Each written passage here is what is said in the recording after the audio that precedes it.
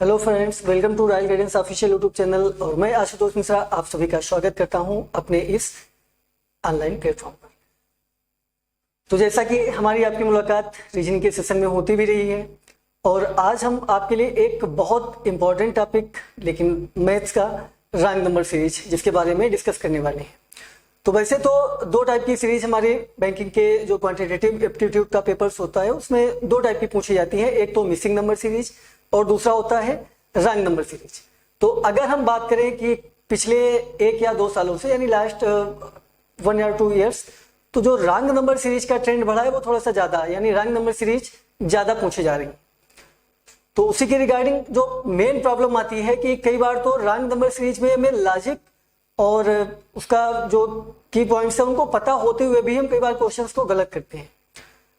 तो देखते हैं कि आज ऐसी कौन सी अप्रोच से हम क्वेश्चन को स्टार्ट करें कि हमें आगे चल के कोई भी प्रॉब्लम्स ना फेस करनी हो। तो स्टार्टिंग में 1 या 2 क्वेश्चंस आपके लिए एग्जांपल्स के तौर पे, और बाद में आईबीपीएस के कुछ पूछे हुए क्वेश्चंस जो आपके सामने हम डिस्कस करेंगे, और उनमें एक बेहतरीन लॉजिक भी है और एक सही अप्रोच भी है जो आप यूज करके कंटिन्यू अपने अच्छे क्वेश्चन और स्पीड से कर सकते हैं।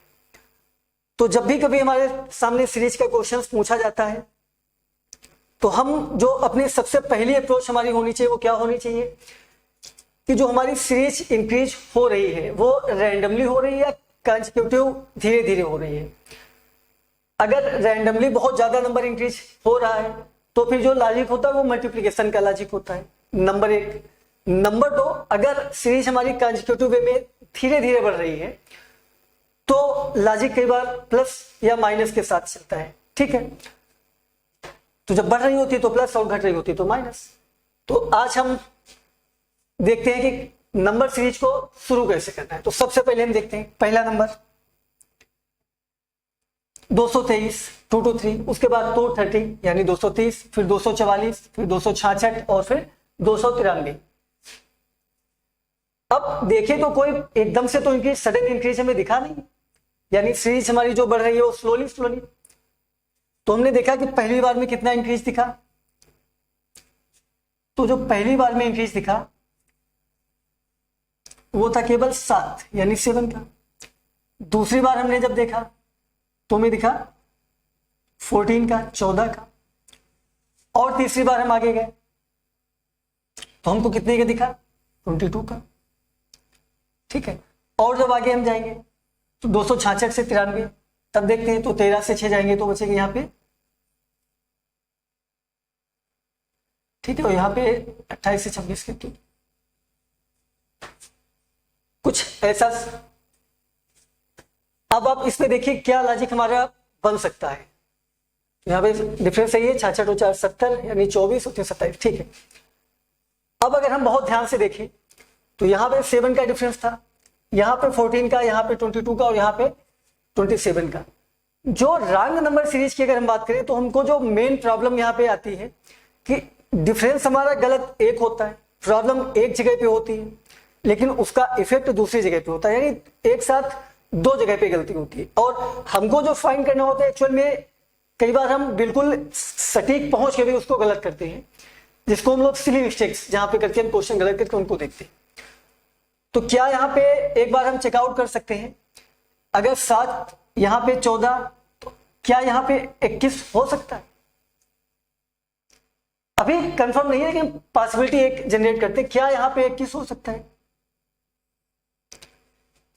ये एक लॉजिक और आइडिएट कर रहे हैं। यहां से एक बहुत अच्छी चीज निकल के सामने आने वाली है जो आपके लिए बहुत फायदेमंद होगी, specially in rank number series, ठीक है। तो यहां पे 21 होगा तो यहां पे 28 होगा, 7, 14, 21, 28। अगर हम 7 के मल्टीप्लीकेशन यानी इसके 7 के फैक्टर की अगर हम बात करें तो अगर 7 से ही हमारी सीरीज बढ़ रही है तो एक चीज यहां से डिडक्ट होके आएगी कि जहां पे भी अगर आपका लगातार 2 टर्म्स आपके गड़बड़ हो रहे हैं, यानी 2 टर्म में मिस्टेक्स आपकी आ रही हैं, तो उस केस में जो बीच वाला टर्म्स होता है वो ऑलरेडी आपका गलत होता है, ठीक है। लेकिन एक छोटी सी चीज हमको वहां पे चेक करनी है, वो क्या, जो गलत वाले जो रॉन्ग टर्म्स है उनका सम एक बार हम देखते हैं।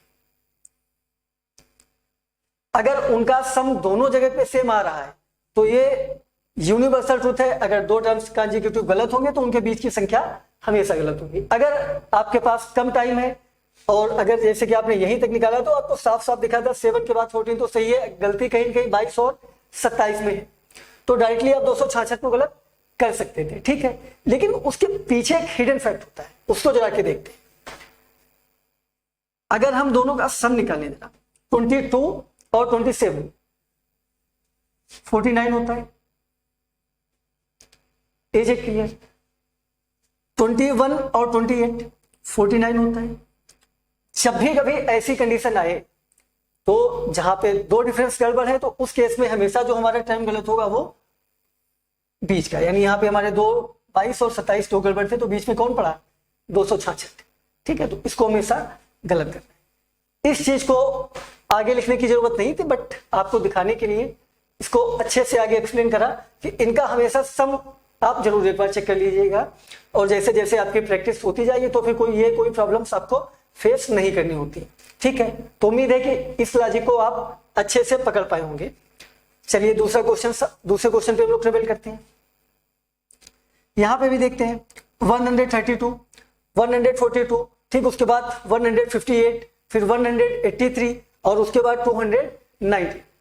ये कुछ हमारी सीरीज दी गई है, ठीक है। तो यहां पे भी एक चीज अगर हम बहुत गौर से देखें तो जो हमारी सीरीज में इंक्रीजमेंट हमें देखने को मिल रहा है वो सडन नहीं है, स्लोली नॉर्मल सा बढ़ रहा है। देखते हैं कितना कितना। अगर हम बात करें यहां पे तो हमको डिफरेंस मिला 10 का, और आगे हम गए तो यहां पे हमको डिफरेंस मिला 142 से 158 जाने का, 42 6 48 10 58, यानी यहाँ पे 16 का डिफरेंस मिला। और आगे गए 158 से लेके 183 तक, 58 और 5 63 और 10 73 10 83, यहाँ पे 25 का डिफरेंस मिला, ठीक, आप निकाल के देख सकते हैं।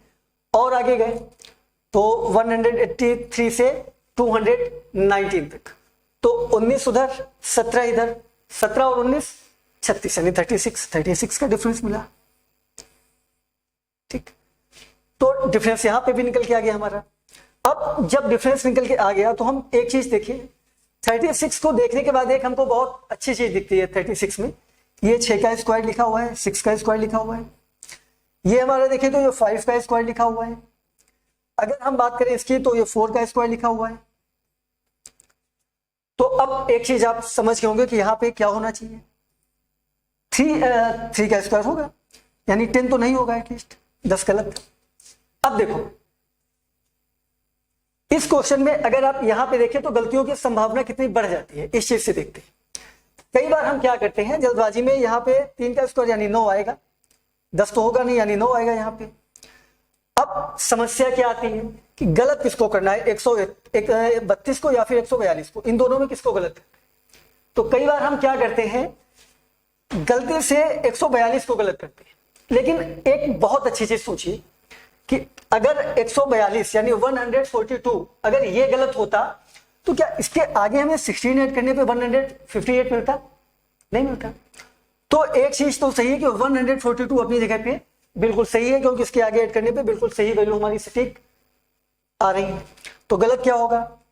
132। क्यों? इसमें हम यहां पे क्या रखें कि जिसमें 9 जोड़ने से 142 है।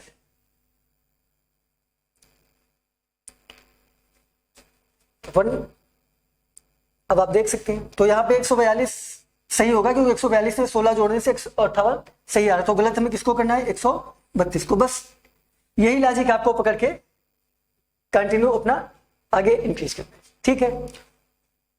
और आगे बढ़ते हैं। ये आपके कुछ आईबीपीएस पीओ के लास्ट ईयर के प्रीवियस ईयर के पूछे गए क्वेश्चंस हैं, जिनको हम देखते हैं यहाँ पे, ठीक है। तो उम्मीद है कि इन क्वेश्चंस को आप ऑलरेडी कर भी चुके होंगे, बट फिर भी जो कुछ लॉजिक आईबीपीएस के हैं ये लगातार रिपीटेड होते हैं, ठीक है। कई बार ये रिपीट भी होते हैं, तो आगे हमारा एग्जाम्स आने वाला भी है, तो हम एक बार इसको देख लेते हैं। यहां पे देखते हैं कि जो इंक्रीमेंट हुआ वो कैसा हुआ है, कंसेक्यूटिव वे में एक स्लोली हुआ है या फिर सडन इंक्रीज देखने को मिला है। चेकआउट करते हैं। 9 उसके बाद 21, सही था, यहाँ पे तो ज्यादा फर्क नहीं पड़ा, ज्यादा फर्क नहीं पड़ा। आगे गए तो 67, यहाँ पे भी मेजर चेंज देखने को नहीं मिला। और आगे गए तुमने दिखा 275, और आगे गए तो 1371। तो यहां से एक चीज तो डिसाइड होगा कि यहाँ पे जो हमारा डिफरेंस है वो एकदम से सडन इंक्रीज दिख रहा है। तो एक चीज तो यहाँ पे ऐड नहीं किया होगा, और जब भी सडन इंक्रीज दिखे तो हमेशा जो लॉजिक होता है वो मल्टीप्लीकेशन का होता है, ठीक है। और आगे जाएंगे 8233, ठीक है, 8233। तो एक चीज तो क्लियर हो गई कि लॉजिक जो हमारा है वो मल्टीप्लीकेशन का, क्योंकि सडन इंक्रीज, लेकिन कितना है ये चेकआउट करना पड़ेगा, ठीक है। तो जब भी कभी, खैर यहाँ पे तो आप क्वेश्चन कर चुके होते हैं तो कई बार आपकी आप हैबिचुअल होते हैं तो दिखने लगता है साफ साफ। अगर नहीं होता तो इस केस में आप जब भी कंपैरिजन करें, चेकआउट करें, तो हमेशा बड़ी वैल्यू के बीच देखें कि कितना जा रहा है। तो यहाँ पे अगर हम देखें 9 से ही अगर हम देख लें, और उसके बाद 21 से देखें, तो 21 से अगर देखें तो ये कुछ 4 टाइम्स हमको दिख रहा है कि 3 टाइम्स दिख रहा है, ठीक है। 21 या 63, ठीक है, यानी 21 3 जा 63, तो उसके आसपास है, कहीं 3 टाइम्स है। ये हमने देखा तो यहाँ पे 2 टाइम्स दिख रहा है, 2 टाइम्स के नियर अबाउट है। और आगे चेक करा हमने 67 का अगर हम 4 टाइम्स करें तो 65 का अगर डबल करें तो 65 दूना 130, ठीक है, तो 260, और हाँ ये लगभग आपका 4 टाइम्स है। तो सेम इसी तरीके से आगे हम 5 टाइम्स और आगे 6 टाइम होगा, ठीक है। अब देखो लॉजिक हमको दिख रहा है साफ साफ, लेकिन गलती कहाँ पे हो रही है, कुछ अभी ऐड या कुछ ऐसा भी तो दिख रहा है, एग्जैक्ट तो है नहीं। अगर हम 9 से 2 को मल्टीप्लाई करें तो 18 आता है, उससे कुछ ऐड होना है, तो क्या ऐड होना है 3, तभी हमारी 21 वैल्यू आएगी। और आगे चेक करते हैं 21 को अगर हम 3 से मल्टीप्लाई करें तो आ जाता है हमारा 63। 63 में क्या ऐड करें, 67 आए तो यहाँ पे 4 ऐड हुआ है। तो कुछ हमको दिखा कि कुछ तो लॉजिक जो लग रहा है कि मल्टीप्लाई जिससे हुआ है उसको 1 नंबर बढ़ा के ऐड किया गया। तो यहाँ पे 67 को 4 से मल्टीप्लाई किया गया तो ऐड क्या होगा 5, ठीक है। इस तरीके से हम आगे बढ़ेंगे। लेकिन एक चीज यहाँ पे देखिए, अगर यूनिट डिजिट से हम 7 को 4 से मल्टीप्लाई कराएंगे तो लास्ट में 8 आएगा, और 8 में हम जब 5 ऐड करेंगे तो लास्ट में कितना आना चाहिए यूनिट डिजिट पे 3 आना चाहिए, लेकिन यहाँ पे दिख क्या रहा है 5। तो इसको हम देखने के बाद ही गलत कर सकते हैं डायरेक्ट 275 को, ठीक है। और अगर हम चेकआउट करना चाहें तो 67 को 4 टाइम्स मल्टीप्लाई करके उसमें 5 ऐड करके जो आंसर आएगा वो आंसर फाइनली अपना लिख सकते हैं। 67 को आप 4 से मल्टीप्लाई करिए और उसमें 5 ऐड कर दीजिए, तो यहाँ पे आ जाएगा,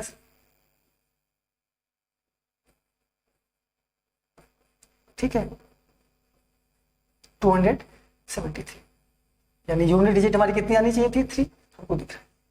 तो कई बार हम पूरा मल्टीप्लाई से बचने के लिए, अपना टाइम सेव करने के लिए यूनिट डिजिट पे ध्यान देते हुए भी क्वेश्चंस को हैंडल करते हैं। देखिए वेरियस लॉजिक है, और अगर पेपर में टाइम सेव करना है तो इन सब चीजों को हमको सीखना ही पड़ेगा। और आगे नेक्स्ट क्वेश्चन पे मूव करते हैं। कुछ ये क्वेश्चन दिया हुआ है,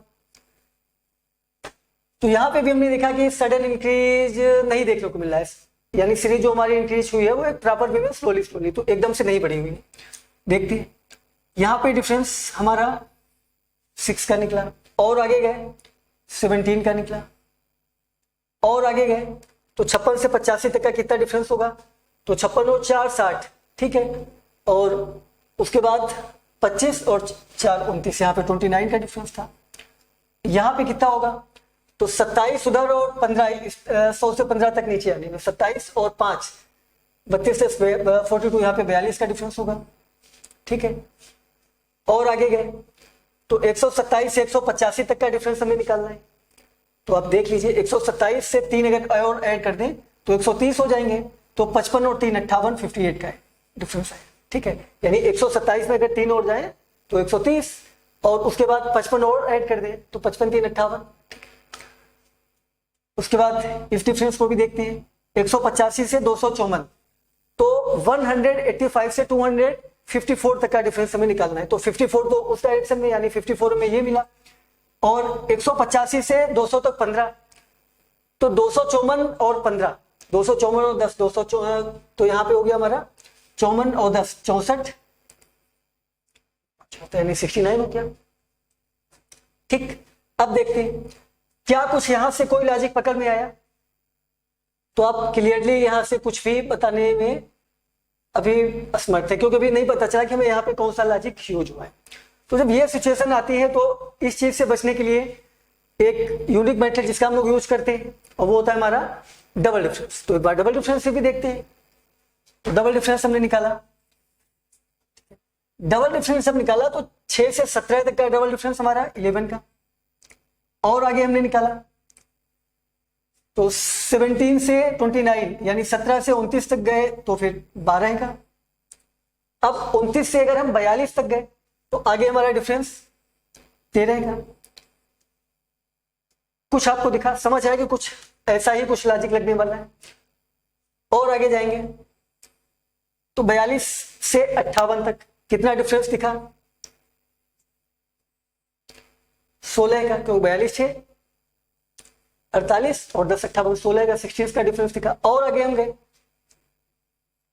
कितने का डिफरेंस दिखा, यहां पे हमको 11 का डिफरेंस दिखा। यहां तक तो आप एकदम सही है, यहां तक कोई प्रॉब्लम नहीं थी। गड़बड़ कहां पे हो, 16 और 11 में। ठीक, अब 16 और 11 में अगर गड़बड़ हुई है तो यहाँ पे क्या होना चाहिए था, 13 के बाद यहाँ पे 14 होना चाहिए था, और यहाँ पे 15 होना चाहिए था। ठीक है,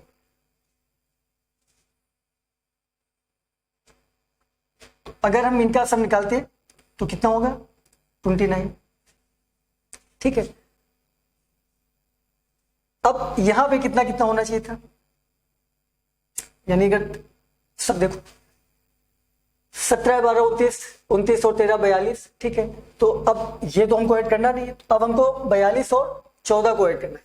ठीक है, तो 42 और 4 46 और 10 56, यानी यहाँ पे ऐड करना था हमको 56।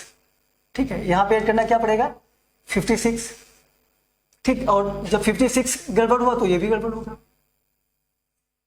ठीक, दो चीजें गलत निकल आई, और जब भी आपको दो चीजें गड़बड़ दिखी तो जो उनके बीच होगी वो हमेशा वैल्यू गलत होगी। यानी यहां पे जो हमारी गलत दी गई वो 85।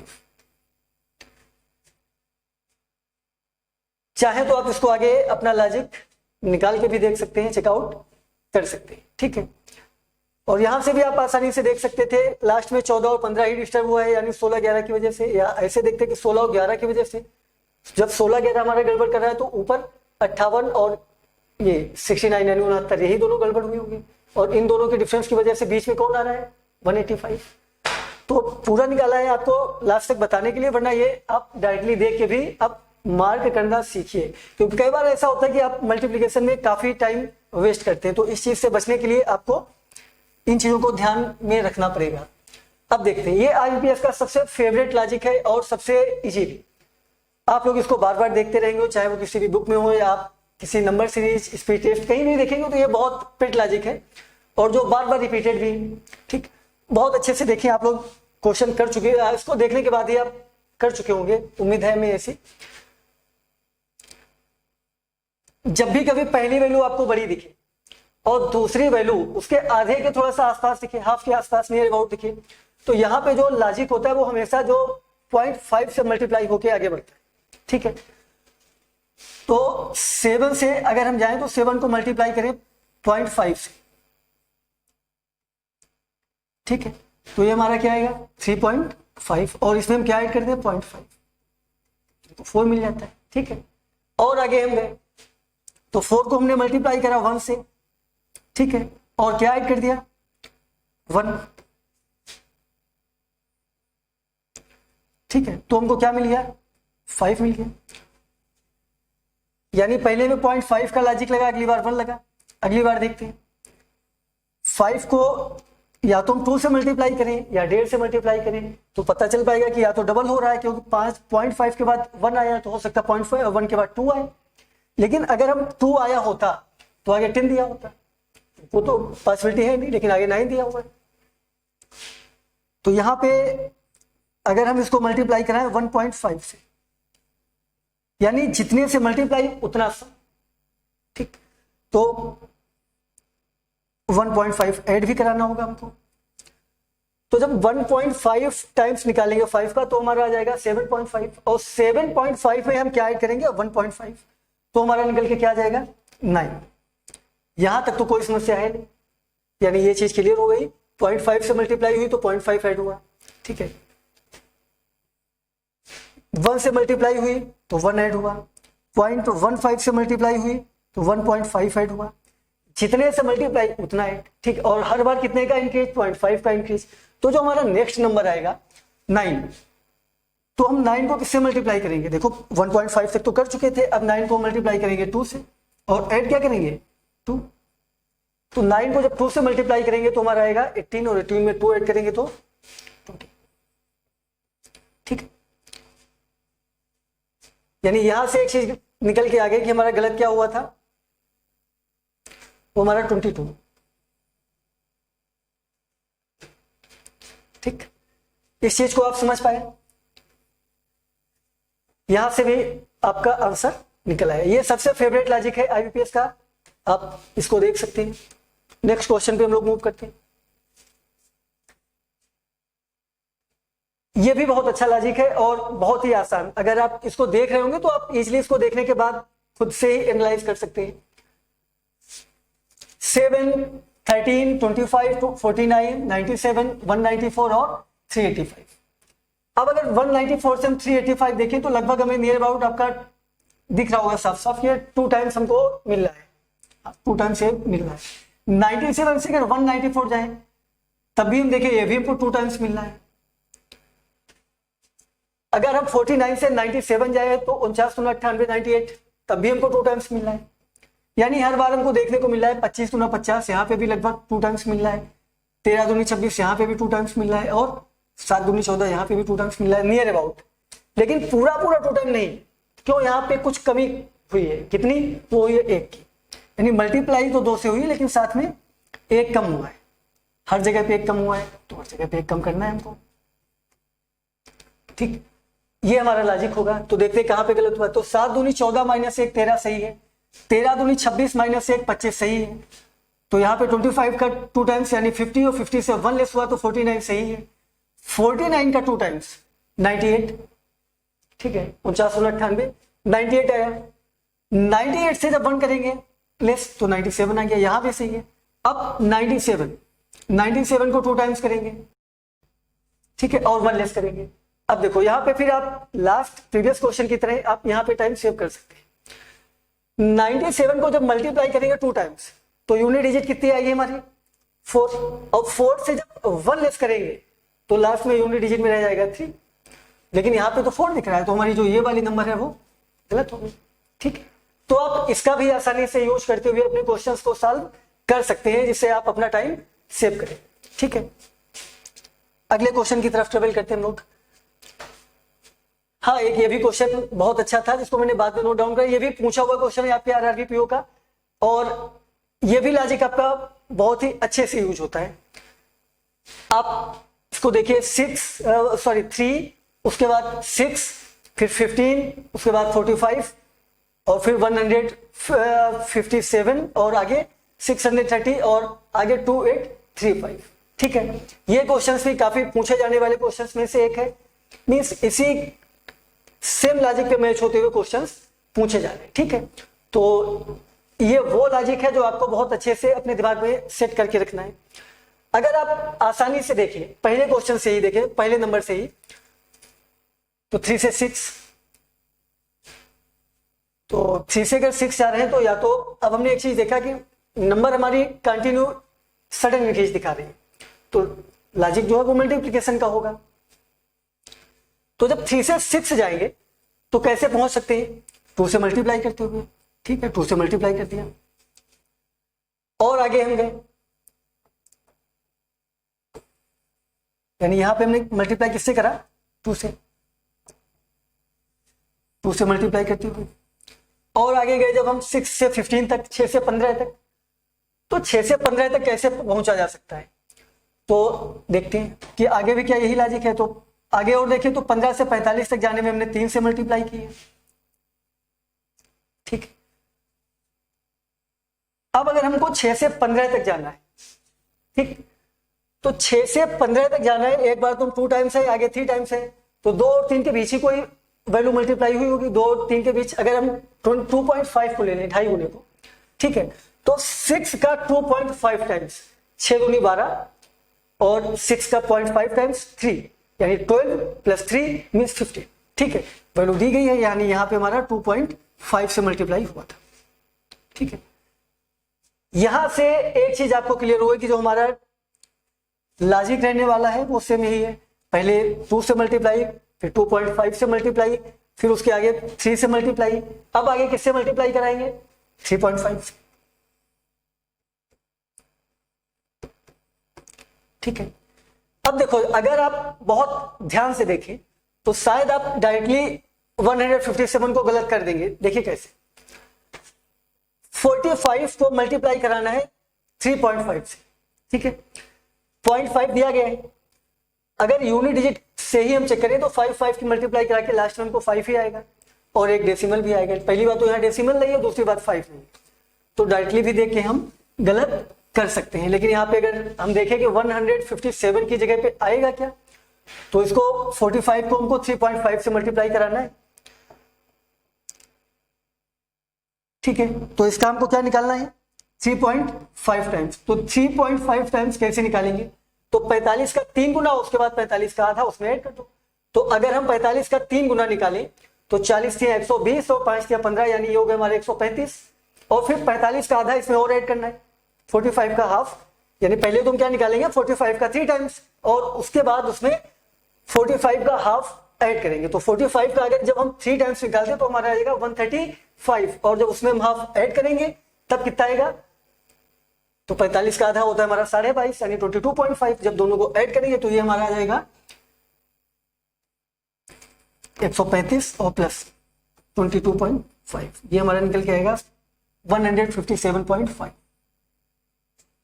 यानी एग्जैक्ट वैल्यू हमारी ये होनी चाहिए थी। ठीक है, तो इस बार कंपटीशन को ध्यान में रखते हुए मिसिंग सीरीज के साथ साथ रैंक नंबर सीरीज की अच्छे से प्रैक्टिस करिए, क्योंकि आरआरबी पीओ में सबसे ज्यादा पॉसिबल है कि आपका रैंक नंबर सीरीज पूछा जाए, क्योंकि जो अगर प्रीवियस 1 और 2 ईयर्स का जो पैटर्न रहा है पेपर का, तो रैंक नंबर सीरीज ज्यादा पूछी जा रही है।